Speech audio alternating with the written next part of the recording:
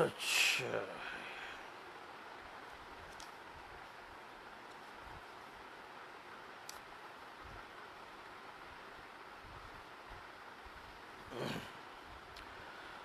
اعوذ باللہ من الشیطان الرجیم، بسم اللہ الرحمن الرحیم،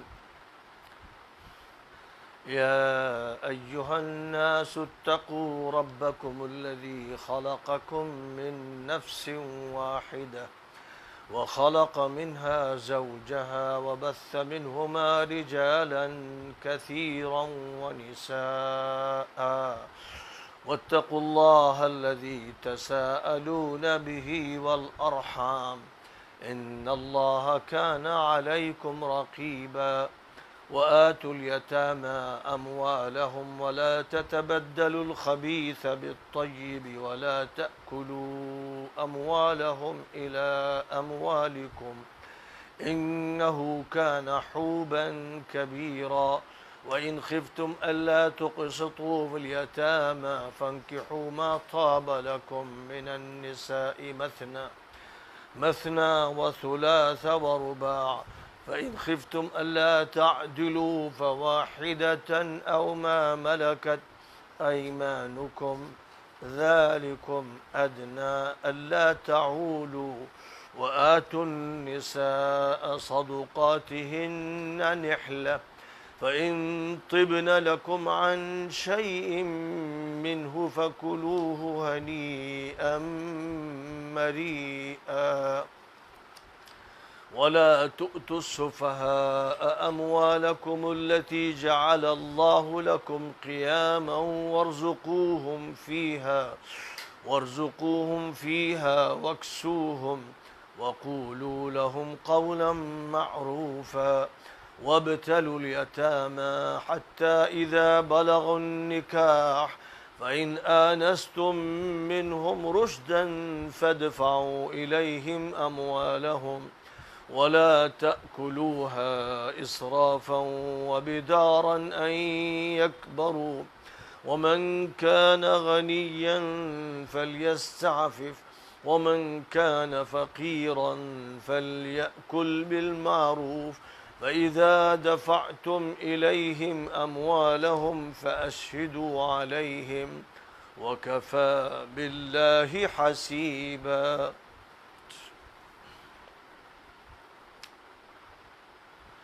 تخلیق انسانی اور حقوق ایتام۔ اے لوگو، اپنے اس مالک و خالق کا لحاظ رکھو جس نے تم کو ایک جان سے پیدا کیا اور اس سے اس کا جوڑا بنایا اور ان دونوں سے بہت سے مرد عورت دنیا بھر میں پھیلا دیے، اور اس اللہ سے ڈرتے رہو جس کے حوالے سے تم مانگتے ہو، اور رشتوں کا خیال رکھو، بے شک اللہ تعالیٰ تمہارا نگراں ہے۔ اور یتیموں کو ان کے مال حوالے کرو، اور گھٹیا چیزوں کے بدلے ان کی اچھی چیزیں مت لو، اور ان کے مال اپنے مالوں کے ساتھ خلط ملط کر کے کھاؤ، یہ بڑا سخت گناہ ہے۔ اور یتیم لڑکیوں سے نکاح میں تمہیں خلاف انصاف اقدامات کے اندیشے ہیں تو دیگر خواتین سے جو تمہیں بہتر لگے، 2 سے 3 سے اور 4 سے نکاح کر لو، لیکن اگر تعدد ازواج میں تمہیں عدل و انصاف کے تقاضے پورے نہ کر پانے کا اندیشہ ہو تو صرف 1 سے نکاح کرو، یا اپنی باندیوں سے زن و شوہر کا تعلق قائم کرو، یہ اس کے زیادہ قریب ہے کہ تم سے بے انصافی نہ ہو۔ مہر کی ادائیگی کا حکم، اور عورتوں کو ان کے مہر خوش دلی سے تحفہ اور عطیہ کے طور پر دو، اور اگر وہ اس میں سے کچھ رقم خوش دلی سے چھوڑ دیں تو اسے خوشگواری اور سازگاری سے استعمال کرو۔ مالی اعتبار سے بچوں اور نوجوانوں کی نگہداشت، اور کم سمجھ نادانوں کو، اپنے بچوں اور یتیم بچوں کو جن کی سمجھ ابھی پختہ نہیں ہوئی ہے، اپنے مال حوالے نہ کرو جس کو اللہ تعالیٰ نے تمہارے انتظامات کا ذریعہ بنایا ہے، اور اس مال سے ان کے کھانے پینے اور اوڑھنے پہننے کا انتظام کرو، اور ان سے اچھی اور بھلی باتیں کہو، اور یتیم بچوں اور بچیوں کا جائزہ لیتے رہو جب وہ شادی کی عمر کو پہنچ جائیں یعنی بالغ ہو جائیں، تو اگر تم ان میں راستی اور درستی دیکھو تو ان کے مال ان کے حوالے کر دو، اور ان کا جو مال تمہارے تصرف اور تولیت میں ہے اسے جلد بازی کے ساتھ اور فضول خرچی کرتے ہوئے نہ کھاؤ، اس خیال سے کہ وہ بڑے ہو جائیں گے تو ان کے حوالے کرنا پڑے گا، اور جو خود مالدار ہو اسے ان کے مال سے پرہیز کرنا چاہیے، اور جو کفیل نادار ہو وہ مناسب طریقے پر اپنی ضرورت پوری کرے، پھر جب ان کے مال ان کے حوالے کرو تو ان کے سامنے اس کی گواہی لے لو، اور یوں تو حساب کے لیے اللہ ہی کافی ہے، اللہ کے محاسبے کا خیال ہر طرح کی بدعنوانی سے محفوظ رکھتا ہے۔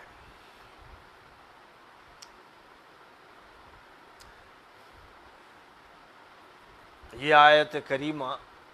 سورۃ النساء کی ابتدائی آیات ہیں۔ اب سورۃ النساء کا آغاز ہو رہا ہے، اور جو آیات ابھی پڑھی گئی ہیں یہ آیات کریمہ آیت نمبر 1 سے آیت نمبر 6 تک ہیں۔ 6 آیات کریمہ اس سورہ کی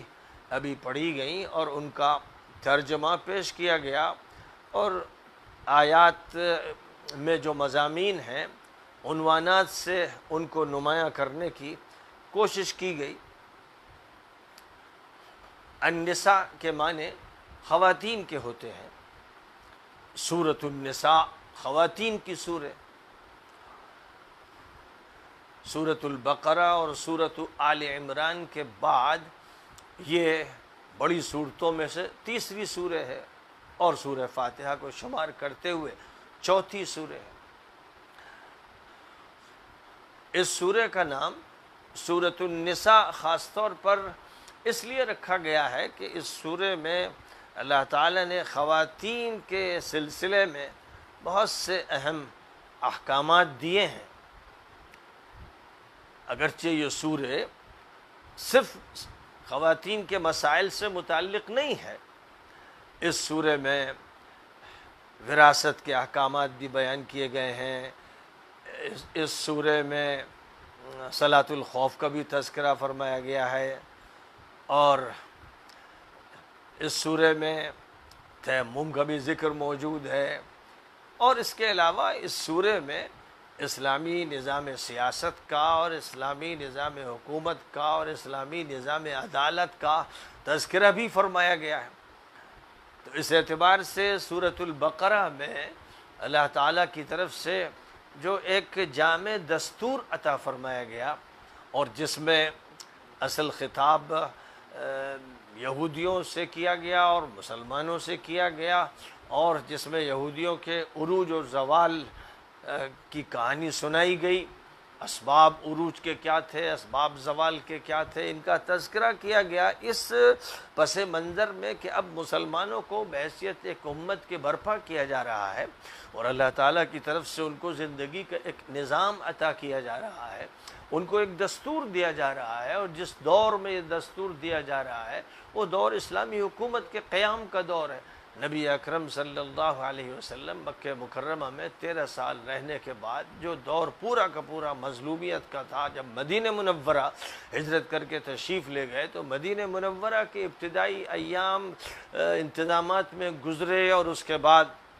اسلامی حکومت کا نظام قائم ہوا، جس کے لیے اللہ تعالیٰ کی طرف سے جو بنیادی ہدایات دی گئیں وہ سورۃ البقرہ میں ارشاد فرمائی گئیں، اور پھر سورہ آل عمران میں سن 9 ہجری کے دور کا کچھ تذکرہ اس طرح ہوا کہ جب مکہ مکرمہ فتح ہو چکا تھا، گویا ملک فتح ہو چکا تھا، اس وقت یمن کے شمالی علاقے نجران کے عیسائیوں کا جو وفد آیا تھا اس سے بات ہوئی، تو یہ بات جس پس منظر میں ہو رہی تھی وہ اسلامی حکومت اور اسلامی نظام کے عروج کا زمانہ تھا۔ اب یہ کہ اسلامی نظام کا جہاں تک تعلق ہے، اس میں ایک طرف تو عبادات کا ایک نظام ہے، معاشرتی نظام ہے، مالیات سے متعلق نظام ہے، سودی اور غیر سودی نظاموں کے فرق کو واضح کیا گیا ہے۔ سورۃ البقرہ میں معاشرتی مسائل کا تذکرہ کیا گیا، سماجی مسائل کا تذکرہ کیا گیا۔ سورۃ البقرہ میں جہاد کا بھی تذکرہ فرمایا گیا، تفصیلی احکام روزے کے بارے میں دیے گئے، حج کے بارے میں دیے گئے، اور اس کے بعد آگے چل کر پھر مجاہدانہ کارروائیوں کے بارے میں ہدایات دی گئیں، اللہ کے راستے میں خرچ کرنے کے سلسلے میں ہدایات دی گئیں، اسلامی مالیاتی نظام کا ایک خاکہ پیش کیا گیا، اور غیر سودی معاشی نظام کے بارے میں اعلانات کیے گئے۔ تو سورہ بقرہ میں یہ بنیادیں فراہم کر دی گئی تھیں، اور پھر سورہ آل عمران میں ایک حصہ وہ ہے جو جنگ احد کے بعد اترا۔ یہ یوں سمجھنا چاہیے کہ ایک ایسے دور کی تصویر کشی کی گئی جو دور ابتلا کا تھا، آزمائش کا تھا، جس میں مسلمانوں کو ایک ہزیمت کا سامنا ہوا۔ جنگ بدر میں عظیم الشان فتح کے ایک ہی سال کے بعد مسلمانوں نے احد کے میدان میں جو منظر دیکھا وہ شکست کا منظر تھا، جس سے مسلمانوں کے ایک طبقے کی ہمت ٹوٹ کے رہ گئی۔ اس موقع پر اللہ تعالیٰ کی طرف سے سورہ آل عمران کی وہ آیتیں نازل کی گئیں جن میں فتح و شکست کے فلسفے کو بیان کیا گیا، فتح کے اسباب کا بھی تذکرہ کیا گیا، شکست کے اسباب کا تذکرہ کیا گیا، اور ساتھ ہی ساتھ یہ بات بھی ارشاد فرما دی گئی کہ یہ ایک عارضی صورتحال ہے، اور یہ عارضی صورتحال ایک تجربے سے گزارنے کے لیے ہے، تربیت کے لیے ہے، اصلاح کے لیے ہے، اور آئندہ بڑے مرحلوں کی تیاری کے لیے ہے۔ اس لیے سورت کے اختتام پر مستقبل کے سلسلے میں بڑی واضح ہدایات دی گئیں کہ کون سا وہ طریقہ کار ہے جس کو اختیار کر کے مسلمان پھر آئندہ غالب آ سکتے ہیں۔ اس طرح سے سورہ بقرہ میں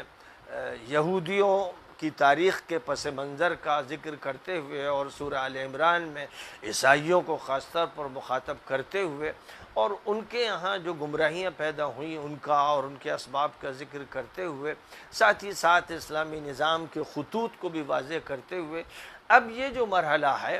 جس مرحلے میں اب اس کی ضرورت تھی کہ مسلمانوں کے جو معاشرتی مسائل ہیں اور مسلمانوں کے درمیان جنگ احد میں 70 شہادتوں کے بعد جو میراث کے مسائل ہیں، ابھی تک وہ اتنی قوت کے ساتھ نہیں اٹھے تھے، لیکن جب مدینہ منورہ کے بہت سے گھروں میں افراد شہید ہوئے تھے، جنگ احد میں جو شہید ہوئے تھے، اب ان کے پیچھے جو ان کی بیویاں تھیں، ان کی اولاد تھی، ان کے رشتہ دار تھے، ان کے کیا حقوق ہیں اور ان حقوق کی ادائیگی کیسے ہوگی، اور اللہ تعالیٰ نے پسماندگان کے سلسلے میں کیا ضابطے مقرر فرمائے ہیں، اور رشتہ داروں میں کیا ترتیب رکھی گئی ہے، کون ہیں جو وارث ہوتے ہیں اور کون ہیں جو وارث نہیں ہوتے ہیں۔ تو یہ ایک اہم مسئلہ تھا جو جنگ احد کے بعد خاص طور پر بڑی شدت کے ساتھ سامنے آیا تھا، اس لیے اس کا تذکرہ فرمایا گیا، اور اسی کے ساتھ ساتھ معاشرے کی اصلاح کے لیے اور معاشرے کے اندر سے جرائم کو بے خوبن سے اکھاڑ پھینکنے کے لیے کچھ اہم ہدایات دی گئیں۔ اسی کے ساتھ ساتھ چونکہ معاشرتی مسائل کا پہلو غالب ہے سورۃ النساء میں، نام تو اس کا خواتین کی سورہ ہے، اور خواتین کا معاشرے میں بہت ہی اہم کردار ہے۔ اسلام مردوں اور عورتوں دونوں کو اس حیثیت سے دیکھتا ہے کہ ایک سکے کے دو رخ ہیں، یا یوں سمجھنا چاہیے کہ معاشرے کی ایک دوسرے سے تکمیل ہوتی ہے۔ کوئی بھی معاشرہ، کوئی چھوٹا سے چھوٹا خاندان ہو یا بڑے سے بڑا قبیلہ ہو یا ایک بڑی آبادی ہو، یہ آبادی مرد و زن پر مشتمل ہوتی ہے۔ اللہ تعالیٰ نے ایک ایسی ترتیب رکھی ہے، ایک ایسا نظام رکھا ہے آبادی کے وجود کا اور نسل کے وجود میں آنے کا اور اس کی افزائش کا، کہ ایک تناسب کے ساتھ بچے پیدا ہوتے ہیں، بچیاں پیدا ہوتی ہیں۔ یہ نہیں ہوتا کہ صرف بچیاں ہوں، اور یہ بھی نہیں ہوتا کہ صرف بچے ہوں۔ یہ ضرور ہوتا ہے کہ کسی کے بچے ہی ہوتے ہیں، کسی کی بچیاں ہی ہوتی ہیں، اور کسی کے بچے اور بچیاں دونوں ہوتی ہیں،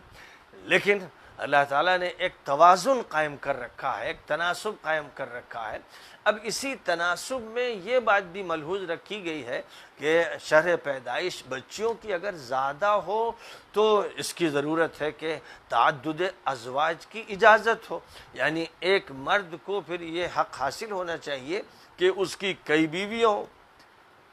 یہ ایک ایسا پہلو ہے جو واقعاتی ہے اور حقیقت پسندانہ ہے، اس کا تعلق نظریات سے نہیں ہے، اور پوری تاریخ انسانی اس کی دلیل کو پیش کرتی ہے۔ انبیاء ہوں یا غیر انبیاء ہوں، دنیا میں تعدد کا یہ سلسلہ ہر جگہ چل رہا ہے، یہودیوں کے یہاں بھی، عیسائیوں کے یہاں بھی، اور ہندوؤں کے یہاں بھی، اور دیگر مذاہب میں بھی ہر جگہ تعدد ازواج کا سلسلہ دائم و قائم ہے، اور ان کی مذہبی کتابوں میں بڑی تفصیلات ہیں، وہ تو اتنی تفصیلات ہیں اور اتنی تعدادوں کا تذکرہ ہے کہ جو سمجھ میں بھی نہیں آتا۔ تو لیکن بہرحال جو چیز کھلے طور پر مذہبی کتابوں سے سامنے آتی ہے، اور یہودی اور عیسائی لٹریچر سے، اور اسی طرح ہندو لٹریچر سے جو چیز سامنے آتی ہے وہ یہی ہے کہ ایک مرد کی کئی بیویاں ہوتی رہی ہیں۔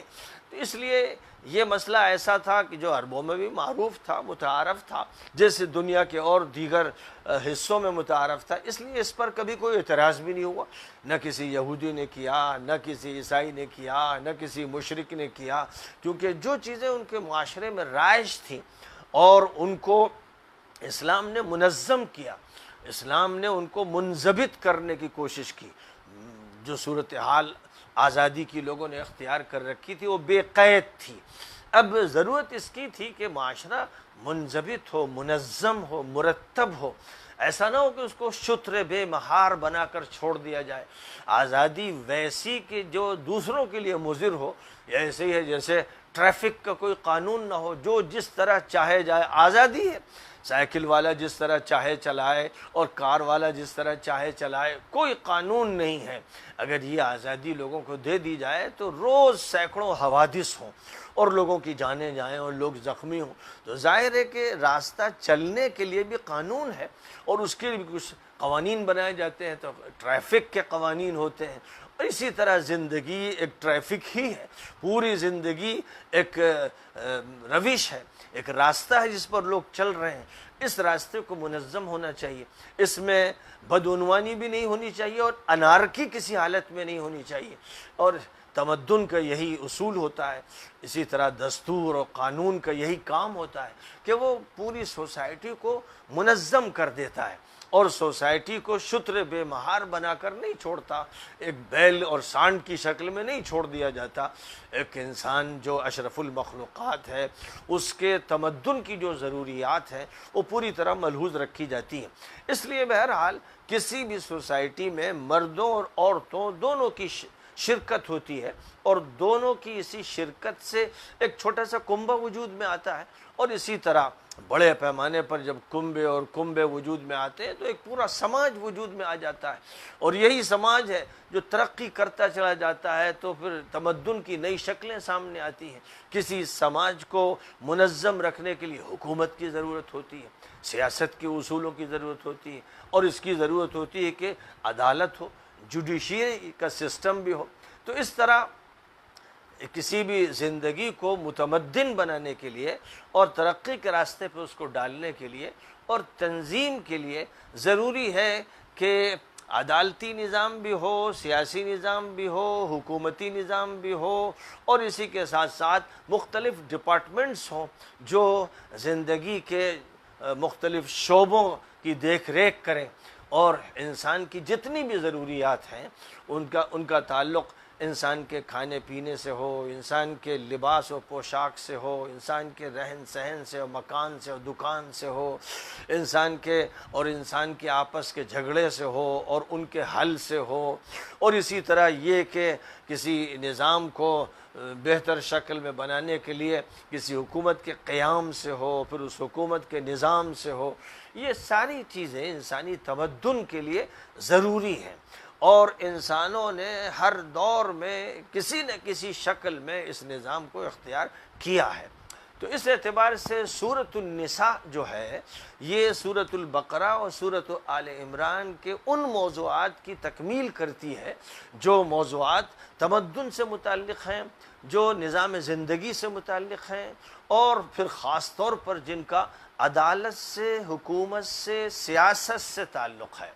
اور ایک کنبے کی تشکیل میں کیا جائز ہے، کیا ناجائز ہے، کس کے ساتھ شادی کا جواز ہے، کس کے ساتھ شادی حرام قرار دی گئی ہے، رشتوں کی تفصیلات کیا ہیں، اور کون سے رشتے ایسے مقدس ہیں کہ ان کو ازدواجی زندگی کے ساتھ نہیں جوڑا جا سکتا، کون سے ایسے رشتے ہیں جو برابر کے ہیں جن کا ازدواجی زندگی سے تعلق قائم کیا گیا ہے۔ اسی طرح عورتوں کے حقوق کیا ہیں، مردوں کے حقوق کیا ہیں، ان حقوق کی ادائیگی کے طریقہ کار کیا ہے،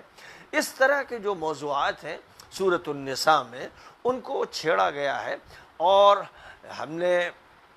جو ابواب اور فصول قرآن پاک کی صورتوں کی اور آیتوں کی وضاحت کے لیے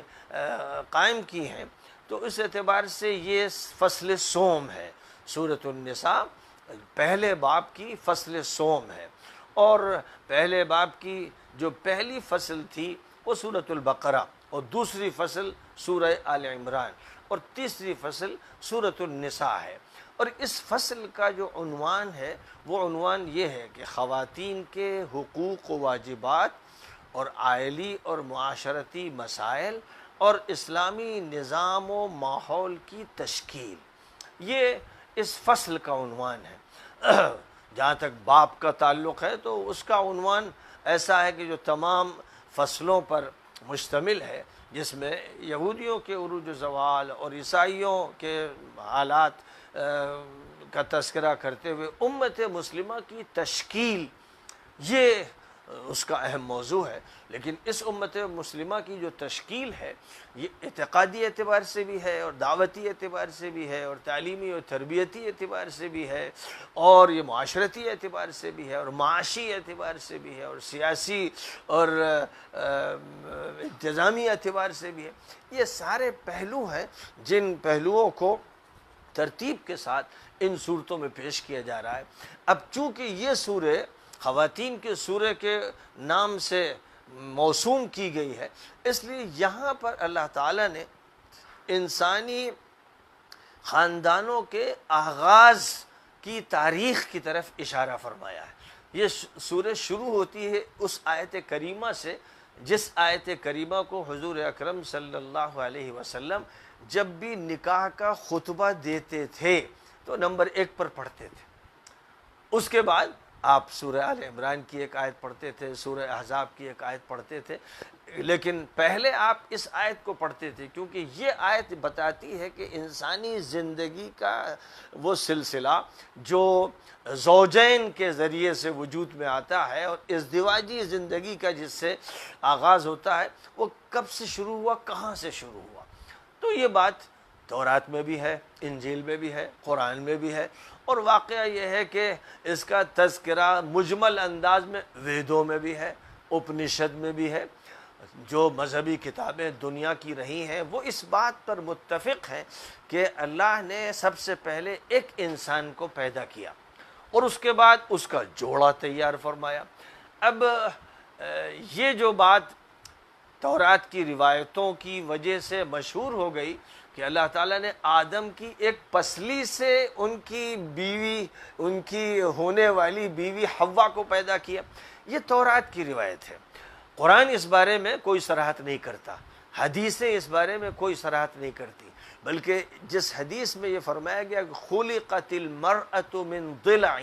عورت کو پسلی سے پیدا کیا گیا، یہ مفہوم اس حدیث کا اصلاً نہیں ہے، بلکہ اس حدیث کا مفہوم یہ ہے کہ عورت کی فطرت میں کجی ہے، اور جس ماحول اور سیاق میں یہ حدیث حضور صلی اللہ علیہ وسلم نے ارشاد فرمائی وہ اسی سیاق میں ارشاد فرمائی کہ عورتوں میں کجی ہوتی ہے، فطرت میں کچھ ٹیڑھ ہوتی ہے، یعنی ان کے اور مردوں کے درمیان معاملات میں ایسے مسائل آتے ہیں جن میں انحراف والی بات ہوتی ہے یا آپس میں خوشگوار تعلقات نہیں ہو پاتے ہیں، تو مردوں کو یہ تلقین فرمائی گئی کہ وہ ایسے حالات کو گوارا کریں اور تعلقات کو بگاڑنے نہ دیں۔ عورتوں کو بھی یہ ہدایت دی گئی کہ وہ بات مانیں، اطاعت کریں، شریعت کے دائرے میں وہ خوشگوار تعلقات کو برقرار رکھیں۔ اسی طرح ازدواجی زندگی رہ سکتی ہے اور ترقی کر سکتی ہے، لیکن اگر ذرا سی باتوں پر ایک دوسرے کو پکڑنے لگے اور غصے کا اظہار کرنے لگے تو 2 دن بھی ازدواجی زندگی چل نہیں پائے گی۔ اس لیے جب بھی انتظامی مسئلہ ہوتا ہے اور خاص طور پر اجتماعی زندگی مقصود ہوتی ہے تو اس میں ہر فرد کو یہ ہدایت دی جاتی ہے کہ وہ دوسرے کا لحاظ رکھے، وہ صرف اپنے حقوق کو نہ دیکھے، دوسروں کے حقوق کو بھی دیکھے۔ تو بہرحال تورات میں یہ بات کہی گئی کہ آدم کی ایک پسلی سے حوا کو پیدا کیا گیا، لیکن حدیث یہ نہیں کہتی، بلکہ جیسے قرآن پاک میں ہے خلق الانسان من عجل، تو اس کا یہ ترجمہ نہیں ہے کہ جلدی کے مادے سے انسان پیدا کیا گیا، بلکہ اس کا مطلب ہے کہ انسان جلد باز واقع ہوا ہے۔ تو یہ تعبیر قرآن کی تعبیر ہے، اور حدیث میں بھی یہی تعبیر استعمال کی گئی عورتوں کی کجی کو بیان کرنے کے لیے۔ اس کا یہ مفہوم نہیں ہے کہ پسلی سے عورت کو پیدا کیا گیا، لیکن ہوا یہ کہ تورات کی جو روایت ہے اور حدیث کی جو یہ روایت ہے دونوں کو خلط ملط کر دیا، اور ہمارے ہاں لوگ یہی کہنے لگے کہ عورت پسلی سے پیدا کی گئی ہے، حالانکہ یہ بات قرآن کے نص سے بھی ثابت نہیں ہے اور حدیث سے بھی یہ بات ثابت نہیں ہے۔ بظاہر ایسا لگتا ہے کہ جس طرح اللہ تعالیٰ نے آدم کا پتلا بنایا اور ان کے اندر روح ڈال دی، ایسی حوا کا بھی پتلا بنایا گیا ہوگا اور ان کے اندر روح ڈال دی گئی ہوگی، یا اور کوئی سی بھی شکل اختیار کی گئی ہو۔ خلق منہا زوجہا جو ہے کہ اس نفس سے ان کی زوج کو پیدا کر دیا گیا، اس میں وہ امکان بھی ہے جو تورات میں ذکر کیا گیا، لیکن قطعی نہیں ہے۔ بہرحال یہاں یہ بات ارشاد فرمائی جا رہی ہے کہ سب سے پہلے 2 انسان تھے، ایک مرد اور ایک عورت، اور ان 2 انسانوں سے پھر جو نسل کا سلسلہ چلا ان میں بچے بھی پیدا ہوتے رہے، بچیاں بھی پیدا ہوتی رہیں، وہ دھیرے دھیرے آگے بڑھ کر ادھر مرد ہوئے ادھر عورتیں ہوئیں، اور یہ آبادی پھیلتی چلی گئی۔ بنیادی طور پر آدم علیہ السلام کو جنت سے جب زمین پر اتارا گیا تو ان کو عرفات کے میدان میں اتارا گیا۔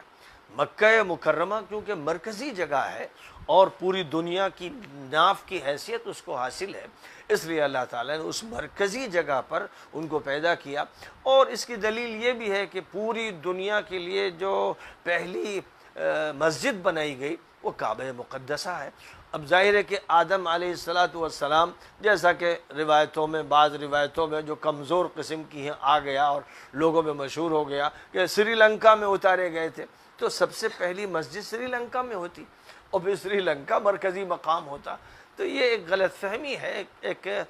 غلط روایت کی شہرت ہو گئی ہے۔ جو صحیح روایت ہے وہ یہی ہے کہ اللہ تعالیٰ نے مکہ مکرمہ میں آدم اور حوا کو اتارا، اور مکہ مکرمہ کو پوری دنیا میں سب سے پہلے آباد کیا گیا، اور سب سے پہلا جو گھر اللہ کے لیے تعمیر کیا گیا، ظاہر ہے کہ آدم اللہ کے نمائندہ تھے اور اللہ نے اپنی عبادت کے لیے ان کو بھیجا تھا، تو اب ان کو جو سب سے پہلی فکر ہوئی ہوگی وہ یہی کہ ایک مسجد تعمیر کی جائے جہاں اللہ کی خاص طور پر عبادت کا اہتمام ہو، ایک مرکز توحید قائم کیا جائے۔ اس لیے آدم علیہ السلام نے اب کتنے عرصے کے بعد اور کس طرح، بظاہر ایسا معلوم ہوتا ہے کہ آدم علیہ السلام کے ساتھ فرشتوں کی مدد رہی ہوگی، اور فرشتوں کی مدد کے ساتھ اس گھر کی تعمیر کی گئی ہوگی، کیونکہ اکیلے آدم تو پوری عمارت کو اٹھا نہیں سکتے تھے، اس لیے ان کے معاونین فرشتوں کی شکل میں رہے ہوں گے یا کچھ جن ہوں گے جو ان کے تابع ہوں گے، اور ان سب نے مل کر کعبہ مقدسہ کی تعمیر کی ہوگی۔ تو بہرحال آبادی اس پہلے خاندان سے، اس پہلے وجود سے، پہلے مرد اور عورت سے وجود میں آنی شروع ہوئی، اور پھر یہ آبادی پھیلتی چلی گئی، اور دھیرے دھیرے لوگ آگے بڑھتے گئے اور مختلف علاقوں میں ان کی آبادی قائم ہوتی چلی گئی۔ اللہ تعالیٰ نے اس کا تذکرہ اس حکم کے ساتھ فرمایا کہ اے لوگو، وہ پروردگار جس نے تمہیں وجود بھی عطا فرمایا ہے اس کا تمہیں لحاظ رکھنا چاہیے، تقوی کی زندگی اختیار کرنا چاہیے، اس کے احکام کو ملحوظ رکھنا چاہیے، اور پھر ساتھ ساتھ یہ فرمایا گیا کہ رشتوں کو ملحوظ رکھنا چاہیے، کیونکہ رشتوں کو ملحوظ رکھو گے تب تمہاری ازدواجی زندگی بھی صحیح رہے گی، تمہاری خاندانی زندگی صحیح رہے گی، تمہاری معاشرتی زندگی صحیح رہے گی، تمہاری تمدنی زندگی صحیح رہے گی۔ جس کا جو حق ہے اور جس درجے میں ہے اس کو ملحوظ تمہیں رکھنا ہے، اور یہ یقین رکھنا ہے کہ تم خلوت میں ہو یا جلوت میں ہو اللہ تمہاری نگرانی کر رہا ہے۔ پہلا موضوع یہ ہے۔ دوسری بات جو یہاں ارشاد فرمائی گئی وہ یہ ہے کہ جو یتیم ہیں، بچے ہوں یا بچیاں، جو یتیم ہیں، جن کا سرپرست، جن کا باپ دنیا سے اٹھ چکا ہے، یہ سب سے زیادہ مستحق ہوتے ہیں شفقت کے، اس بات کے مستحق ہوتے ہیں کہ ان کے حقوق کو نقصان نہ پہنچے، کیونکہ کوئی ان کا دیکھنے والا ایسا کہ جس کے اندر بے پناہ طبعی شفقت ہو نہیں رہ جاتا ہے تو اس کا خطرہ ہوتا ہے کہ کوئی بھی ان کے مال پر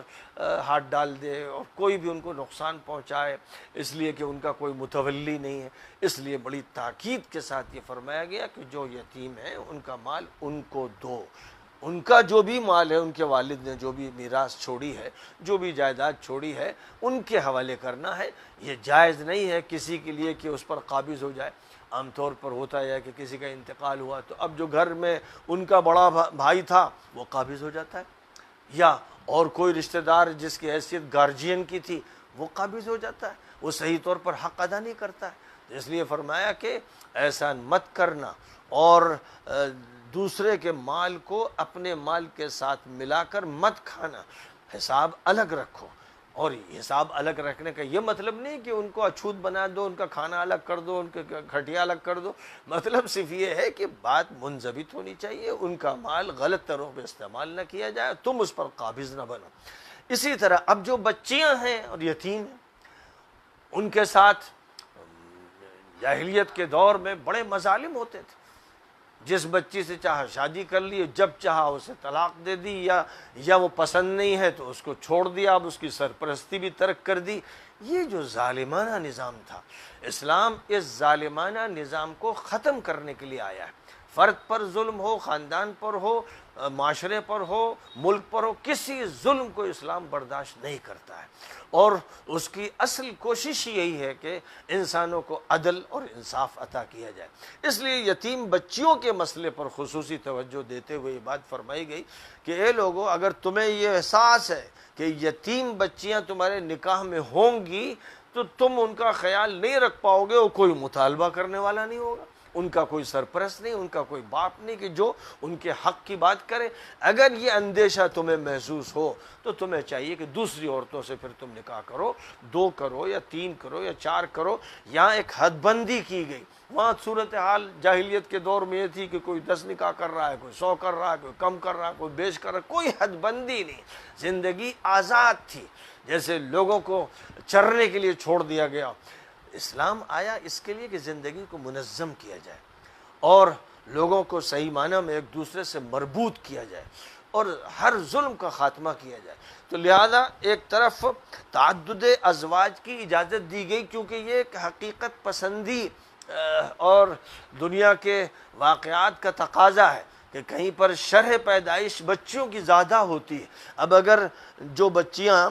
مردوں کے مقابل میں نہیں آ رہی ہیں اور ایک مرد ایک عورت سے شادی کرتا ہے اور شرح پیدائش کیونکہ زیادہ ہے تو معلوم یہ ہوا کہ 20% بچیاں، 5% بچیاں کم یا اس سے کم بچیاں بغیر شادی کے رہ گئیں۔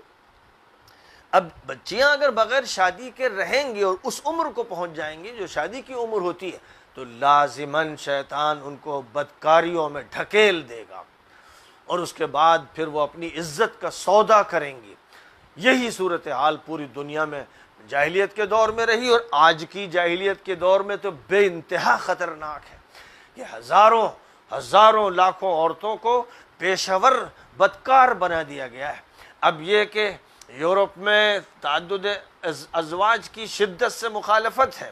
اور اس کی اجازت ہے کہ کوئی جب چاہے کسی بھی قہوہ خانے میں، کسی ہوٹل میں، کسی بھی عورت سے، کسی بھی لڑکی سے ناجائز تعلقات قائم کرے، وہ بدکاریاں کرے، وہ داشتائیں رکھ لے، لیکن ذمہ داری کے احساس کے ساتھ نکاح نہ کرے۔ ظاہر ہے کہ یہ ابلیسی شیطانی مجرمانہ نظام ہے، یہ وہ مجرمانہ نظام ہے جو جاہلیت میں تھا، اسلام آیا تھا اس کی اصلاح کے لیے، اور آج کا مجرمانہ نظام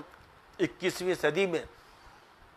اس سے زیادہ خطرناک ہے۔ اور اب صورتحال یہ ہے کہ دنیا کی بڑی بڑی حکومتیں اور یونائٹڈ نیشنز آرگنائزیشنز کے ادارے آج اس کے تحفظ میں لگے ہوئے ہیں۔ آج وہ تحفظ کرتے ہیں بدکاری کا، زنا کا، داشتائیں رکھنے کا، کال گرلز کا، اور ہوٹلوں اور قہوہ خانوں کا، اس کو تحفظ دیتے ہیں۔ تو جائز کاموں پر پابندی لگاتے ہیں کہ جہاں پر عزت کے ساتھ ایک عورت کو حریم میں داخل کیا جائے، نکاح کیا جائے، اس کے حقوق ادا کیے جائیں، اس کا خرچہ برداشت کیا جائے، اس سے بچے ہوں، بچوں کی کفالت کی جائے، یہ ایک ایسا نظام ہے جو شریفانہ ہے، اور اس نظام میں انتظام ہے ایسی عورتوں کا کہ وہ بیکار نہ رہیں اور وہ پریشان حال نہ کیا تھا اسلام نے۔ اس انتظام کے شیطان کھڑے ہو گئے اور انہوں نے ناجائز چیزوں پر رکاوٹ ڈالی، جائز چیزوں کو روکا تھا کہ ناجائز کا رواج ہو سکے۔ یہی مسئلہ معاشیات میں رہا کہ اسلام نے غیر سودی نظام عطا کیا، تو وقت کے مجرموں اور ابلیسوں نے اس نظام کے خلاف ساری کوششیں کی تاکہ سودی نظام چلے۔ اسلام نے ڈکٹیٹرشپ کے خلاف نظام قائم کیا، دنیا کو عادلانہ جمہوریت دی، تو وقت کے ایک سے ایک مجرم بادشاہ، خبیث بادشاہ اور ڈکٹیٹر بادشاہ کھڑے ہوئے جنہوں نے عوام کو غلام بنا کے چھوڑا۔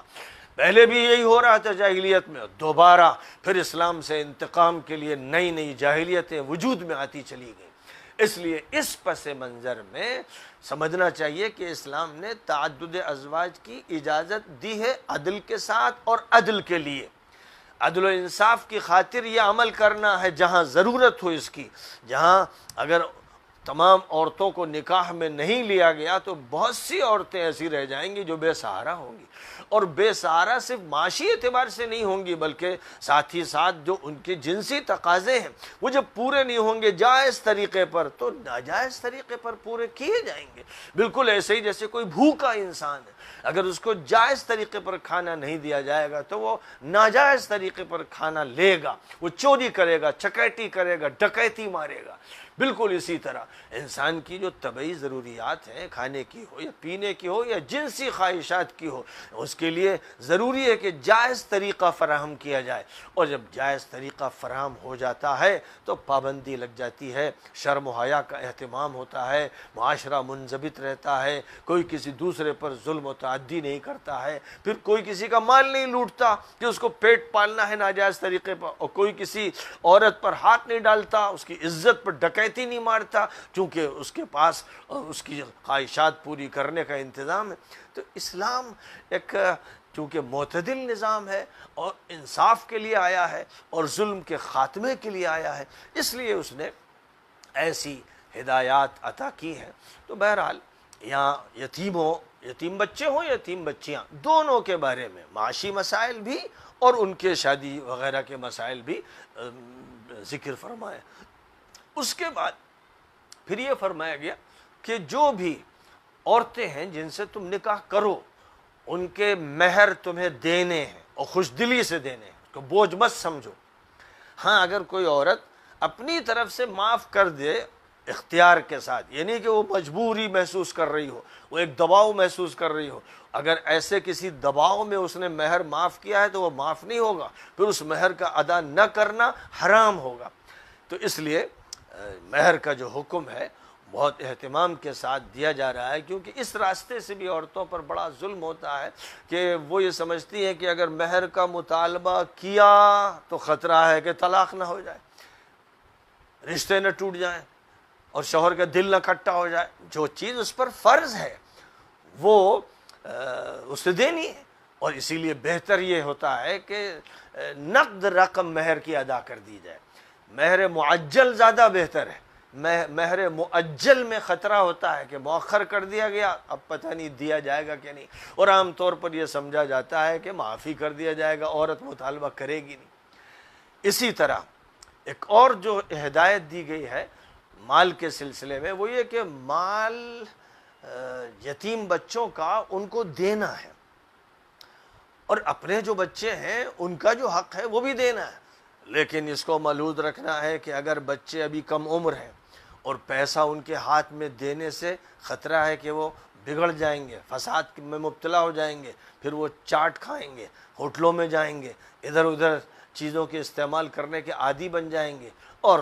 ایسا ماحول ہوگا جہاں سینما گھر ہوں گے اور جہاں تھیٹر ہوں گے، تو پھر کہیں یہ بچے دھیرے دھیرے ادھر نہ چلے جائیں اور ان کا پیسہ برباد نہ ہو۔ تو اس لیے بچوں کو پیسہ اس وقت دینا چاہیے جب ان کا شعور بیدار ہو جائے، ان کے اندر سمجھ ہو جائے، پیسے کا صحیح استعمال کرنے کی صلاحیت پیدا ہو جائے۔ یہ ایک بہت اہم ہدایت ہے، یہ ہدایت استادوں کو بھی ہے، نگرانوں کو بھی ہے، باپ کو بھی ہے، گارجین کو بھی ہے، جو بھی بڑے اور ذمہ دار ہیں ان پر یہ ذمہ داری ہے کہ وہ بچوں کو پیسے دینے میں احتیاط اختیار کریں، ان کے ہاتھ میں بڑی بڑی رقمیں نہ تھما دیں، کیونکہ پھر وہ بگاڑ کی طرف بڑھتے چلے جائیں گے۔ اس لیے ان کو جو بھی پیسہ دیا جائے وہ ضرورت کے اعتبار سے دیا جائے، وقت پر دیا جائے اور مناسب دیا جائے، اس میں اس بات کو ملحوظ رکھا جائے کہ یہ پیسہ کہیں ان کی تربیت کے لیے نقصان دہ ثابت نہ ہو جائے۔ اسی طرح یہ ہدایت فرمائی گئی کہ بچوں پر نگاہ رکھی جائے، جب وہ بالغ ہو جائیں تو پھر ان کی شادی میں تاخیر نہ کی جائے، کیونکہ اگر بالغ ہونے کے بعد شادی میں تاخیر ہوگی تو خطرہ ہے کہ کہیں وہ برائیوں کی طرف نہ چلے جائیں اور کہیں ان کے اندر اخلاقی بیماریاں نہ پیدا ہو جائیں۔ اس لیے اس کو بھی خاص طور پر ملحوظ رکھنا ہے۔ نبی اکرم صلی اللہ علیہ وسلم نے فرمایا تھا کہ لڑکوں لڑکیوں کی شادی وقت پر کر دینا چاہیے، صرف مال کی وجہ سے کہ دولت حاصل ہو، یہ کمانے لگے اور یوں ہونے لگے، اس کی وجہ سے جو انتظار ہوتا ہے وہ غیر اسلامی ہے۔ اسلام نے اس کا حکم نہیں دیا ہے، اسلام نے صرف یہ کہا ہے کہ تم شریعت کے احکامات کو پورا کرو اور اللہ معاشی مسائل حل کرے گا۔ یعنی قرآن پاک ہی کی ایک آیت کریمہ میں یہ بات فرمائی گئی کہ تم انکحوا الایام، جو غیر شادی شدہ ہیں ان کی شادی کر دو، اور اگر تمہیں ڈر ہے معاشی مسئلے کا تو یاد رکھو کہ اللہ دے گا، یعنی شادی کرو گے تب اللہ مال دے گا، نہیں کرو گے اس حکم کو ٹالو گے تو بس ٹلتا ہی رہے گا، پیسہ آئے گا نہیں ہاتھ میں۔ تو بہت سے جو باپ ہیں اور گارجین ہیں وہ خود اپنے کو نقصان پہنچاتے ہیں کہ جب شرعی مسئلے پر عمل نہیں کرتے ہیں تو وہ محروم رہتے ہیں، اور اللہ کہہ رہا ہے کہ ہم تمہیں محروم رکھیں گے۔ اس لیے ان کو ان سب باتوں کو ملحوظ رکھنا چاہیے۔ بچوں کو مال کب دینا ہے، اور جب بچے بالغ ہو جائیں تو پھر ان کی شادی کا بھی اہتمام کرنا ہے، تاکہ معاشرہ سارا کا سارا معاشرہ اپنی ضروریات میں جائز دائرے کے اندر رہے اور اس سے باہر نہ نکلنے پائے۔ اور یتیم کا جو پیسہ میراث وغیرہ میں ہاتھ میں آئے، فرمایا گیا کہ جو بھی ان کا متولی ہے، ولی ہے، گارجین ہے، باپ ہے، چچا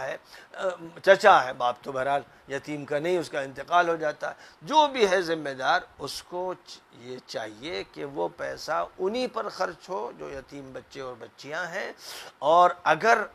وہ ضرورت مند ہے اور وہ ان کا گارجین ہے، ان کے انتظامات کرتا ہے، تو ضرورت بھر وہ بھی اس پیسے میں سے اپنے لیے استعمال کر سکتا ہے، یعنی اپنے کھانے وغیرہ کی ضروریات اگر غریب ہے وہ پورا کر سکتا ہے ان پیسوں سے، کیونکہ وہ وقت دے رہا ہے، ان کے لیے لگا ہوا ہے، ان کی کفالت کر رہا ہے، فکر کر رہا ہے، اس لیے وہ استعمال کر سکتا ہے۔ لیکن اگر وہ خود خوشحال ہے تو پھر اسے وہ پیسہ نہیں لینا چاہیے، صرف انہی پر خرچ کرنا چاہیے، اور جب وہ بڑے ہو جائیں تو ان کے پھر حوالے کر دینا چاہیے، یہ دیکھتے ہوئے کہ اب وہ صحیح استعمال کر سکتے ہیں، پیسہ ضائع نہیں ہوگا۔ نبی اکرم صلی اللہ علیہ وسلم نے فرمایا کہ یتیم بچوں اور بچیوں کا جو مال ہو اس کو تجارت میں لگا کر ترقی دینا چاہیے، انویسٹمنٹ کرنا چاہیے، پیسہ ضائع نہ ہو، پیسے کو بڑھانا چاہیے، تاکہ جب وہ بڑے ہوں تو جتنا پیسہ چھوڑا تھا باپ نے وہی اتنا ہی نہ ملے، اس سے زائد ان کو ملے۔ یہ بھی حدیث میں ہدایت فرمائی گئی ہے۔ تو یہ سارے جو احکامات دیے گئے ہیں ان سے اندازہ ہو رہا ہے کہ ایک معاشرے کو صحیح طریقے پر منظم کرنے کے لیے ہدایات عورتوں سے متعلق، بچوں سے متعلق، بالغوں سے متعلق، مال سے متعلق، ان کی دیگر ضروریات سے متعلق دی جا رہی ہیں، اور اس کے بعد پھر آگے جو معلومات آئیں گی ان میں خاص طور پر میراث کا جو مسئلہ ہے وہ چھیڑا جائے گا، اس کی کچھ تفصیلات بیان کی جائیں گی۔ تو اس طرح الگ الگ یہ موضوعات سورۃ النساء کے اندر سامنے ہمارے آتے رہیں گے۔ یہ پہلا سبق تھا اس سورہ پاک کا۔ آج صرف 6 آیتیں پڑھی گئیں، اور ان 6 آیتوں میں جو باتیں ارشاد فرمائی گئی ہیں، سچی بات تو یہ ہے کہ اگر تفصیل کے ساتھ ان کو لکھا جائے تو 6 جلدیں تیار ہو جائیں۔